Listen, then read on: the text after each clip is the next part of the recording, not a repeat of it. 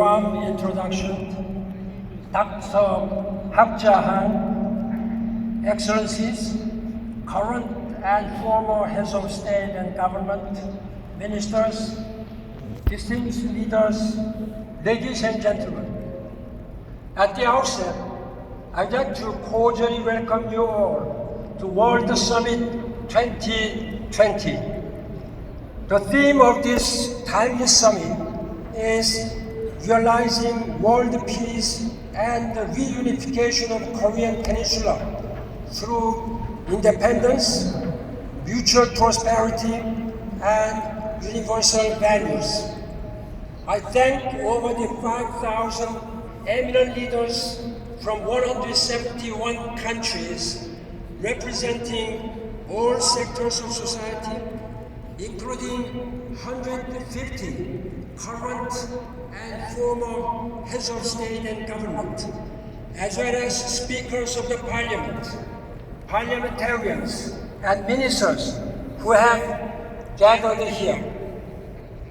The fact that despite the coronavirus spreading around the world, so many leaders are here means that we are all committed to peace, harmony, and prosperity, and reconciliation among the people. Thank you for your coming from afar.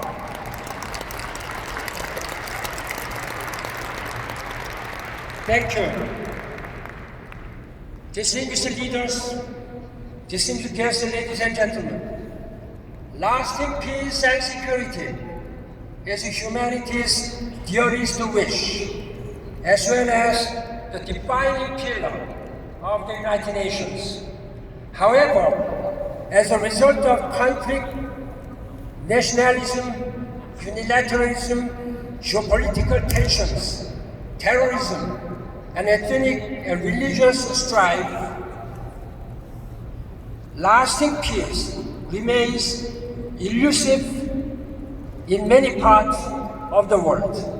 Under this backdrop, I would like to warmly welcome all of you to this timely gathering where lasting peace, in particular, peaceful reunification of the Korean Peninsula, will be the focus of these deliberations. I'd like to thank and extend my special gratitude to Dr. Han for hosting this summit and commend a long-standing commitment to peace and reconciliation. Distinguished guests, ladies and gentlemen, as you are well aware, serious challenges are hampering the attainment of world peace today.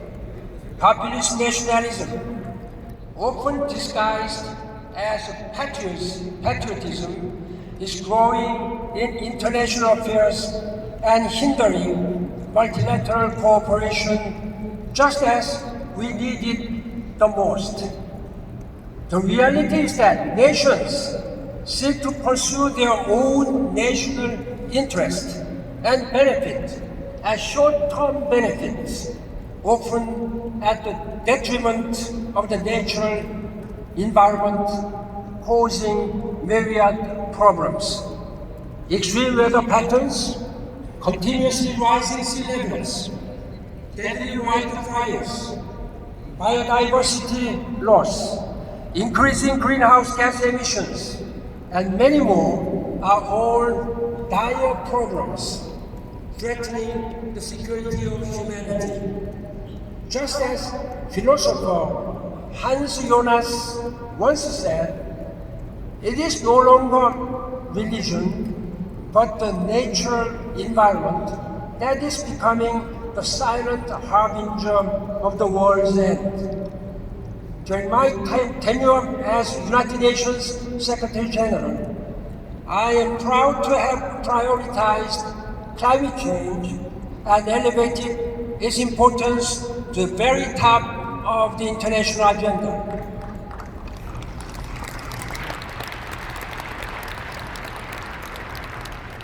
Securing the historic Paris Agreement, adopted by consensus of 197 state parties in 2015 was unprecedented.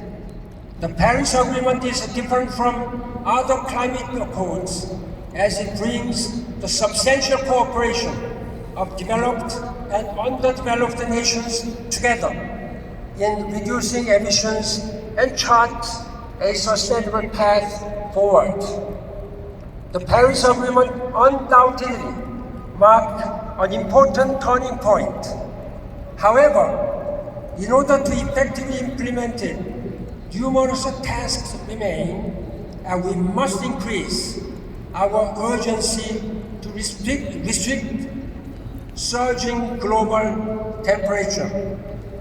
Moreover, other issues such as the fine dust are no longer simple environment issues.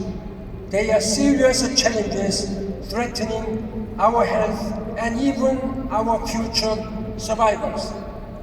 As chairman of the National Council on Climate and Air Quality, commissioned by President of Republic of Korea Moon Jae-in, I and my team are working very, very hard to make sure that everybody enjoys fresh air, quality air, so that we can live in a breathing space community. And I hope we all work together to make this world much better. As such, it is indeed incredibly meaningful to host this summit where heads of state and government and other eminent leaders, world leaders, will discuss the numerous challenges associated with realizing a peaceful world, which includes mitigating and adapting to our climate crisis. Moreover, with regards to the issue of peaceful reunification of the Korean Peninsula, long-standing national division, conflict, and antiquated Cold War confrontation must fundamentally be dismantled and give way to new essential values underpinned by peace, coexistence, cooperation, prosperity, and reconciliation. I firmly believe that this summit will serve as an important springboard for garnering the most substantial support of the international community in achieving this vision for the sake of a unified Korea and for the sake of international community more largely. Excellencies, distinguished heads of state and government, ladies and gentlemen, peace is not something that can be circumscribed by an individual or a nation. This is because peace remains humanity's guiding wish and lasting desire.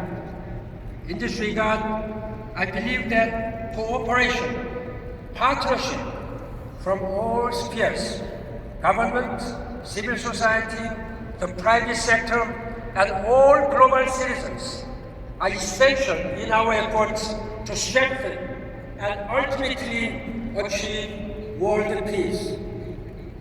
Excellencies, ladies and gentlemen, let us expand our unified efforts to realize a more peaceful, sustainable, and prosperous future for all. Once again, I welcome all of you to Seoul and express my best wishes for the success of this World Summit 2020. Thank you and 감사합니다. Yes, thank you, Secretary General Bang. Thank you very much, Your Excellency, Ambassador Bond. Truly, we're proud of you and your great work to address the critical challenges of our time, particularly climate change. And for these remarks, we are grateful, honored that you are with us this morning, and we look forward also to tomorrow when you're with us. We will move along now